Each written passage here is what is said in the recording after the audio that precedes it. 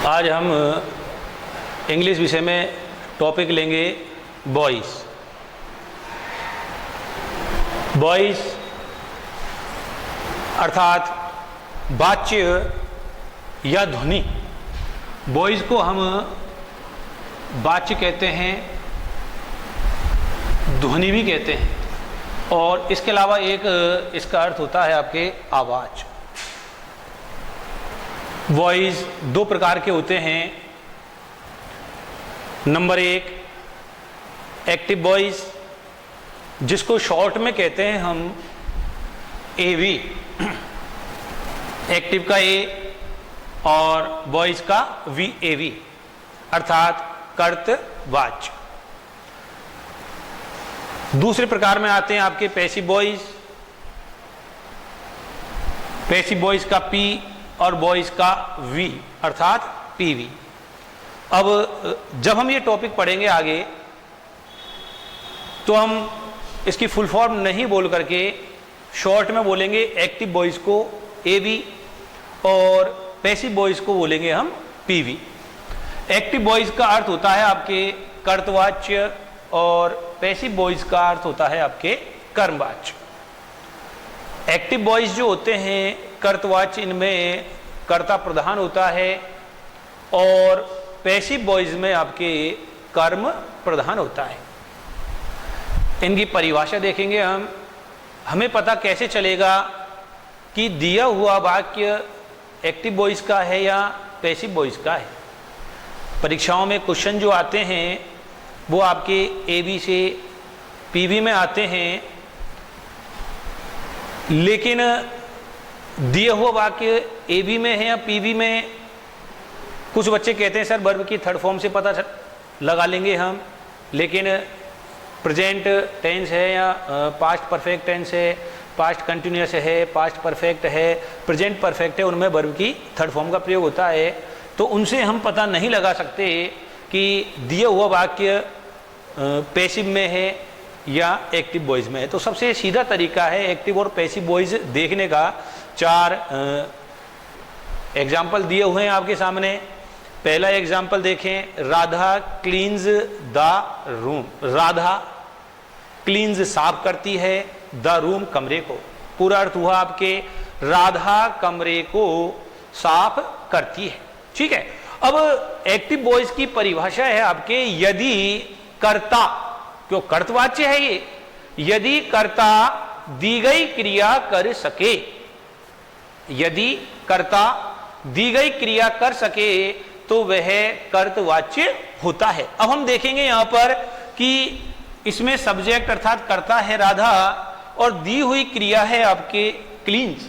अब राधा ये क्रिया कर सकती है क्या, इस चीज को देखेंगे हम। तो बिल्कुल, राधा और क्लीन्स का अर्थ होता है साफ करना। तो राधा साफ कर सकती है किसे, कमरे को।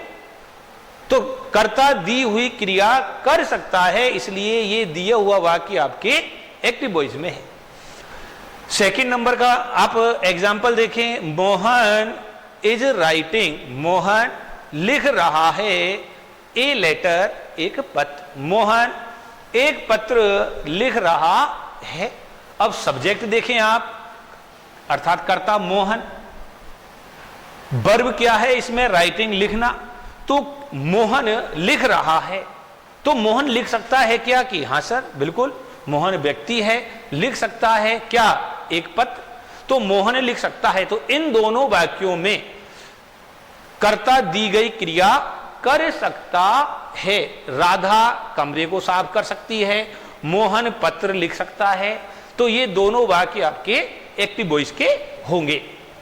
और एक्टिव वॉइस की परिभाषा भी यही है कि यदि कर्ता दी गई क्रिया कर सके तो वह एक्टिव वॉइस होता है। अब सेकंड नंबर पर चलेंगे हम, पैसिव वॉइस। पैसिव वॉइस का अर्थ होता है आपके कर्मवाच्य। ठीक है, इनमें कर्म प्रधान होता है।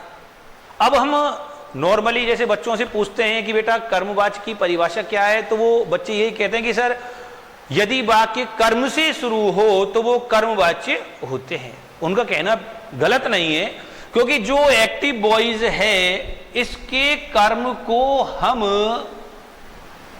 कर्ता बना देते हैं। यहां पर ये कर्म है, इस वाक्य में कर्म है। अब हम ये नहीं कहेंगे कर्म से शुरू हो रहा है वाक्य, नहीं, इस वाक्य में कर्म, और इस वाक्य के कर्म को हमने इसमें क्या बना दिया, सब्जेक्ट बना दिया। अब ये यहां पर सब्जेक्ट हो चुका है, कर्म नहीं है ये, तो उनको बच्चों को कहना गलत नहीं है।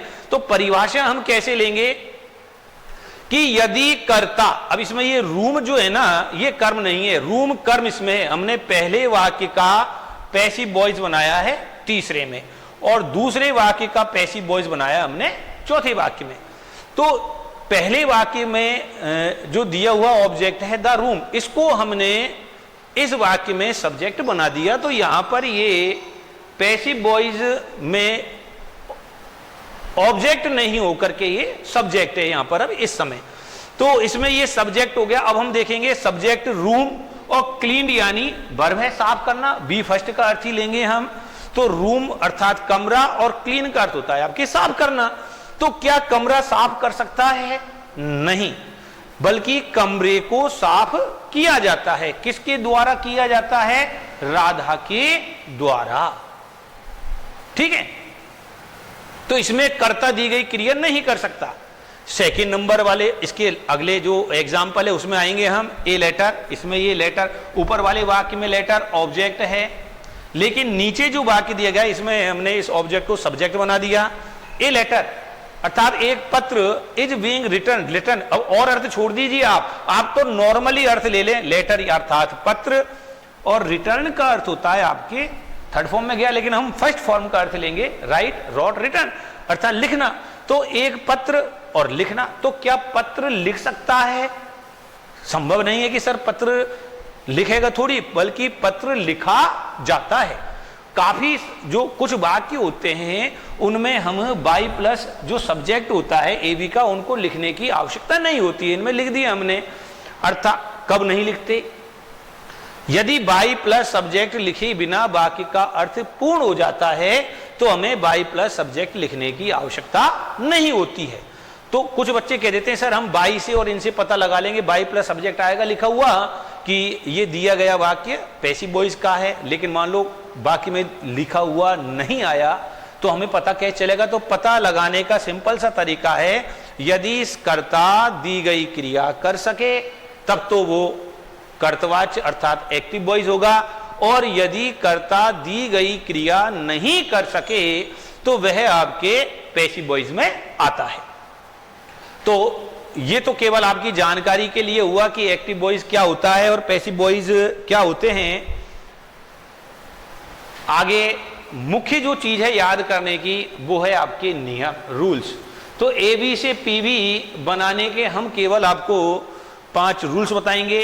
5 रूल्स आपको याद करने हैं, सिंपल है। आगे चलेंगे हम तो देखें आप ए बी से पी बी बनाने के नियम। तो ए बी से पी बी बनाने के नियम में 5 नियमों में हम पहला नियम देखेंगे। तो देखिए पहला नियम शॉर्ट में लिखाया है, इसको हम विस्तार से भी लिख सकते हैं लेकिन वो लंबा हो जाएगा आपके। देखें शॉर्ट में संक्षिप्त में याद रखने का तरीका, यदि ए बी में हो, ये यहां पर जो भी शब्द मैं लिखता चलूंगा नीचे यहां जो ए बी में दिया गया है, ए बी में देखना हमें ये दिया हुआ हो तो पी बी में लिखते हैं क्या, ये लिखेंगे। तो पहला नियम देखें, यदि ए बी में क्या दिया हुआ हो, वर्ब की फर्स्ट फॉर्म हो। पुनः देखें आप, यदि ए बी में बी फर्स्ट अर्थात वर्ब की फर्स्ट फॉर्म, वर्ब की फर्स्ट फॉर्म में एस या ई एस, डू या डज दिया हुआ हो तो पैसिव वॉइस बनाते समय हम इजेमार लिखते हैं। इसी नियम में है जुड़ा हुआ, इसको रटने की आवश्यकता नहीं। क्यों नहीं है? जैसे मान लो डू डज दिया हुआ हो तो इजेमार लिखेंगे, और डू के साथ, यहां डू है, डू के साथ हमने नोट जोड़ दिया, डज के साथ नोट जोड़ दिया, डू नोट और डज नोट हो तो क्या लिखेंगे? जब डू डज होने पर इजेमार लिखेंगे हम, तो डू डज नोट होने पर इज एम आर नोट लिखेंगे। ये आपके फर्स्ट नंबर का नियम है। तो पुनः देखें कि वर्ब की फर्स्ट फॉर्म, वर्ब की फर्स्ट फॉर्म में एस या ई एस, डू या डज होने पर हम इजेमार का प्रयोग करते हैं। और do not plus does not होने पर is am are plus not का प्रयोग किया जाता है। तो एबी से पीवी बनाने के नियमों में पहला नियम हमने पढ़ा था अभी कि यदि एक्टिव बॉयज में वर्ब की फर्स्ट फॉर्म में एस या ई एस डूडस दिया हुआ हो तो पैसिव बॉयज बनाते समय वाक्य में इज एम आर सहायक क्रिया का प्रयोग करते हैं। उसी क्रम में आगे देखें आप नियम नंबर 2, यदि वर्ब की सेकंड फॉर्म या डिड दिया हुआ हो तो पैसिव वॉइस बनाते समय वाज वर सहायक क्रिया का प्रयोग करेंगे। एक वचन कर्ता के साथ वाज और बहुवचन कर्ता के साथ वर सहायक क्रिया का प्रयोग करेंगे। यदि वाक्य में डिड नॉट दिया हुआ हो, सेम नियम है, ये सेकंड नंबर का जो है, सेकंड में सेकंड, फर्स्ट में जो सेकंड था उनको रटने की आवश्यकता नहीं। डिड के साथ नॉट जोड़ दिया, वाज वर के साथ हम नॉट जोड़ देंगे। तो वी सेकंड या डिड दिया हुआ हो तो वाज वर का प्रयोग करेंगे और डिड नॉट दिया हुआ हो तो वाज वर प्लस नॉट का प्रयोग करेंगे। तीसरा जो नियम है वो देखें आप, यदि एक्टिव वॉइस में अर्थात कर्तवाच्य में इजेमार या वाजवर दिया हुआ हो, ऑब्लिक लगा करके हमने इसलिए लिखा है बटे में कि इज एम आर इनमें से कोई सा एक शब्द मिलेगा और वाजवर में से कोई सा एक शब्द मिलेगा। तो इज एम आर में से या वाजवर में से कोई सा भी शब्द हो तो इनके साथ प्लस का मतलब होता है जोड़ना, अर्थात इन क्रियाओं का प्रयोग तो करेंगे ही। जैसे मान लो इज दे रखा है तो उस वाक्य में इज के साथ एम आ सकता है और आर का प्रयोग हो सकता है, जैसा सब्जेक्ट होगा, क्योंकि हम सब्जेक्ट परिवर्तन करेंगे इसलिए। तो इजेमार या वाजवर दिया हो तो इनके साथ प्लस बीइंग अर्थात इन शब्दों के साथ बीइंग जोड़ देते हैं। अगला जो नियम है वो देखें आप, यदि वाक्य में हैज, हैव, हैड इनमें से कोई सी भी सहायक क्रिया दी हुई हो तो फिर हम इनके साथ पैसिव वॉइस बनाते समय बीन का प्रयोग करेंगे। अगला रूल्स नियम नंबर 5, shall, will, should, would, can, could, may, might, must, ought to, need not, dare not और लास्ट यूज्ड टू, ये सब मॉडल्स हैं। इनके साथ हम बी का प्रयोग करेंगे। तो आज आपके हम केवल इतना ही लेंगे, कल से आपको पैसिव वॉइस बनाने सिखाएंगे हम। तो इसके बाद कल प्रोनाउन में परिवर्तन प्लस सूत्र ये कल लेंगे। आज आपको केवल ये 5 रूल्स याद करने हैं।